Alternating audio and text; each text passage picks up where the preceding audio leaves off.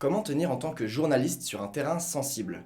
Une méthode de premier secours psychologique appelée protocole 6C pourrait limiter les dégâts en cas de choc traumatique.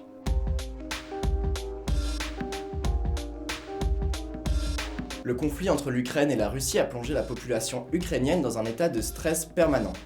Les journalistes qui se retrouvent sur place sont témoins mais aussi victimes de ces scènes d'horreur. Dans un thread Twitter, le grand reporter Nicolas Delessal a été le premier à mettre en lumière l'importance du protocole 6C sur ce genre de terrain. Créé à la base par Moshe Farshi, médecin de l'armée israélienne, ce protocole visait à aider les soldats et à focaliser leur attention pour mieux réagir en cas d'attaque. Mais cette méthode a depuis été adoptée par plusieurs services de secours et maintenant par des journalistes. Les 6C font référence à 6 phases qu'il va falloir réactiver, comme par exemple la communication ou la reprise du contrôle de la situation. Dans un premier temps, il s'agit de poser une série de questions courtes et simples. Avez-vous un téléphone? Dans quelle poche est-il? Quelle est la marque de cette voiture? De cette façon, la victime va petit à petit sortir de l'émotion.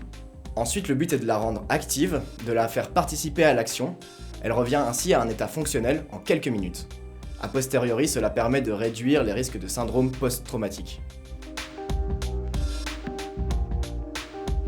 En plus d'être utile sur des terrains de guerre, le protocole 6C peut aussi s'appliquer lors d'une agression, d'un attentat ou d'une scène d'une grande violence.